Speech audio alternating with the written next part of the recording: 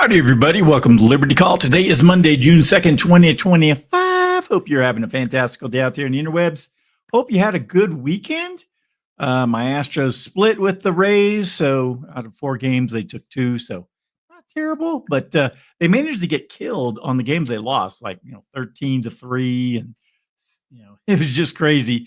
And then the games they won like 1-0. So anyways, all right. Well, June opened with a jolt as Trump reignited trade tensions, slapping a 50% tariff on steel and accusing China of violating their truce. Oh my gosh. Markets pulled back. The dollar slid near 3-year lows and gold climbed. Steel stocks soared while Tesla dipped on weak French sales. Meanwhile, the Fed signaled patience and BioNTech popped 20% on cancer drug news. So buckle up. Summer's starting to get hot. Well, not here. It doesn't really get hot here. So before we break all the news down, I need some help from you. If you can give me some thumbs up, a like, share, subscribe, follow, and press that darn notification bell, because again, occasionally I say some intelligent things. It's not every day, so you got to tune. Oh, did you see my little boy back there? Look at my little buddy taking a nap. He's had a rough day. All right. Well, let's. There we go. Let's get into the indexes for today and see how they did. Dow Jones was up 0.08%, 35 points, closed at 42,305. The S&P 500 up 0.46%, 26 points, closed at 59,38. NASDAQ up 0.67%, 128 points, closed at 19,242. The VIX was down 0.86% today. It's at 1841. Canada up 0.82, Brazil down 0.26, and Mexico down 0.21. Headed to Europe, Germany down 0.21, the UK up 0.02, France down 0.19, the Netherlands down 0.5%, Spain up 0.36, Italy down 0.26, Switzerland down 0.1, and Portugal up 0.5%. Russian exchanges in the red today, the MOEX down 0.01, RTSI up 0.65. And the Asian markets, starting out with the Nikkei in Japan, it was down 1.3%. Australia down 0.24. New Zealand up 0.18. Looks like a bunch of these were closed over the weekend. The Shanghai, the Shenzhen Component, and the China A50. The DJ Shanghai was flat at 0. The Hang Seng down 0.57. The Taiwan weighted down 1.61. All right, so those are the markets. I know I feel smarter. All righty. Well, let's jump to the weekly economic update. Stocks advanced over the short trading week, bolstered by a possible trade deal with the European Union and an upbeat report from mega cap tech company that creates semiconductors used in the creation of artificial intelligence. The S&P 500 rose 1.87%. The NASDAQ was up 2.01%, and the Dow was up 1.6%. Overseas markets also were up by 0.84%. On Monday, stocks bolted out the gate on news that the European Union agreed to speed up trade talks with the U.S. By the end of the session, the S&P 500 and NASDAQ posted gains north of 2%. Stocks fell following Wednesday's release of minutes from the Federal Reserve meeting in May, which showed Fed officials are cautious. Some fear that trade-related economic uncertainty could increase inflation and impact the labor market. And if I could pause here.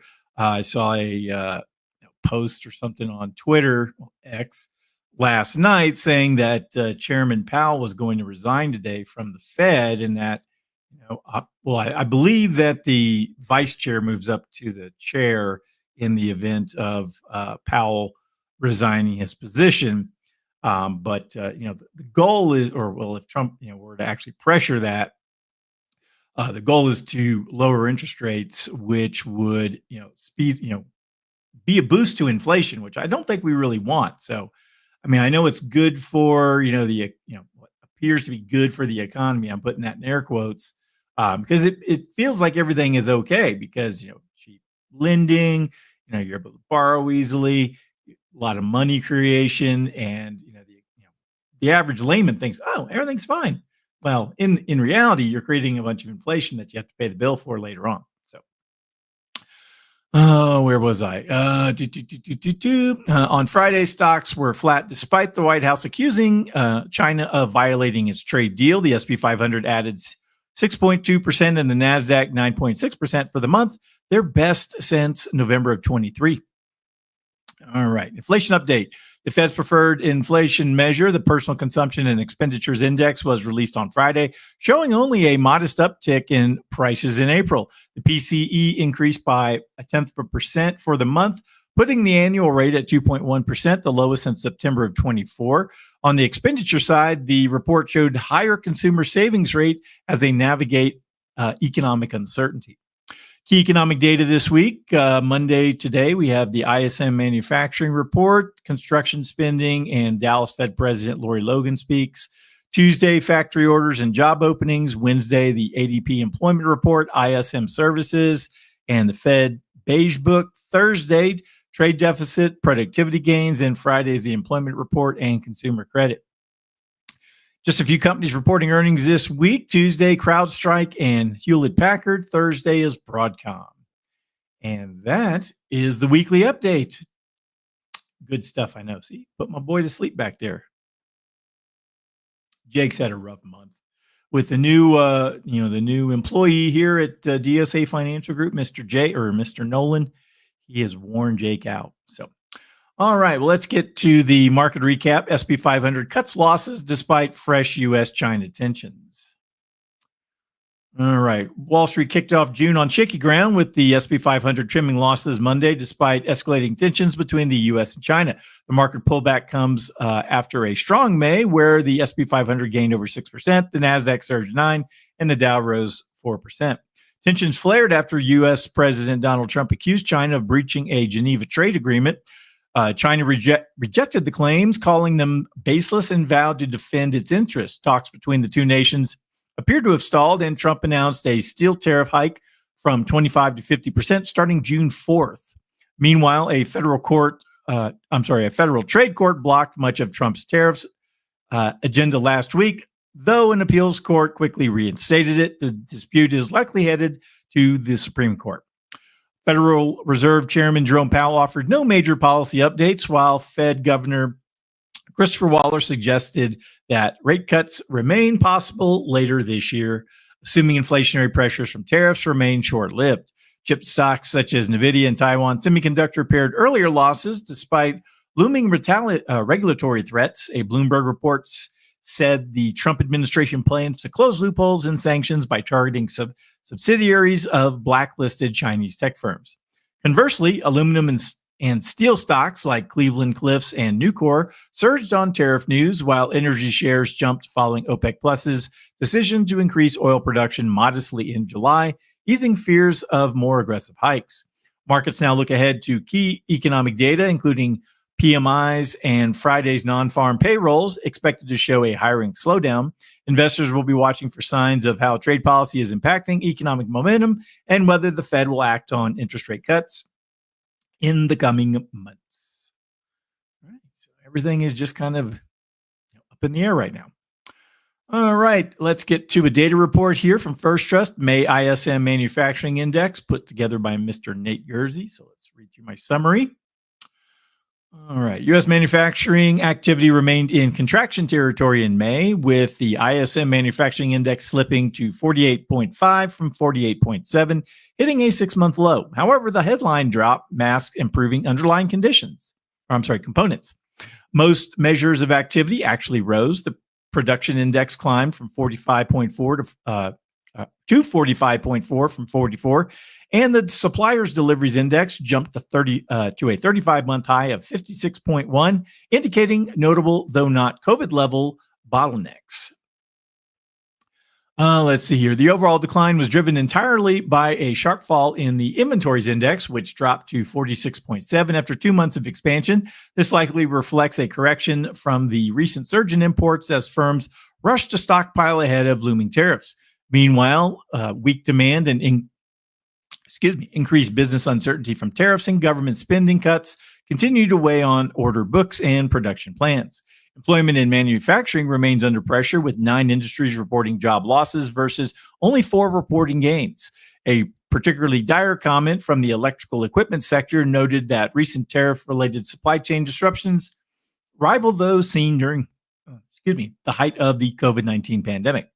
Inflation is still a problem for the sector, with the prices index, while down to 69.4, remains elevated, only slightly below last month, and still the highest since 2022. Construction spending also declined to 0.5% in April, dragged down by housing, manufacturing, and power projects. All right. So again, it's kind of a mixed bag. Some things are good, some things are bad. I imagine things will probably get worse before they'll get better, but that's just my own personal opinion. All righty. Last article here, the Monday Morning Outlook from Mr. Brian Westbury. This week's article titled GDP Up and Inflation Down.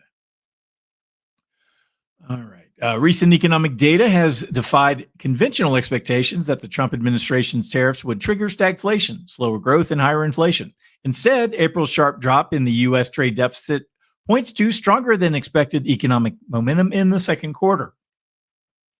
The Atlanta Fed's GDP Now model currently estimates Q2 growth at 3.8%. At the same time, inflation is cooling, with the Fed's preferred PCE price index up just 2.1% year over year, barely above the central bank's 2% target. While real GDP declined by 0.2% in Q1, that drop was largely attributed to a one-time surge in imports as companies rushed to stockpile goods before tariffs took effect. This skewed the data, even as core GDP, which excludes trade inventories and government spending, grew at a solid 2.5% rate. That's above the 20-year average of 2.2%, suggesting underlying strength. Now that tariffs are being enforced, companies are shifting orders back to U.S. suppliers, reversing the import-heavy trend. Meanwhile, inflation is likely to remain subdued as growth in the M2 money supply has been flat since 2022, even if tariff... that's not accurate. The M2 actually went up. Well, go the other way. Went up, went down a little bit for about a year, and it has come back up. So it's even to where it was at its peak. So it's, so I wouldn't really call that flat. I'd call it more of a dip and then a recovery. Even if tariffed goods cost more, less money is left for other items, dampening overall price increases. Still, risk of recession isn't gone, nor is inflation completely tamed. A significant loosening of monetary policy could reignite price pressures. The key takeaway: ignore partisan noise and watch the data. Despite alarmist headlines, the U.S. economy appears more resilient and inflation more controlled than many predicted. I'd agree with that. But I wouldn't agree with them two being flat. All righty. Well, that is everything that I had to cover for this Monday. I hope everyone out there is having a fantastical day. So if you need to get in touch with me, where do you need to go? DSAFinancialGroup.com. All your financial planning needs can be addressed there. So give me a call. I'll be glad to help.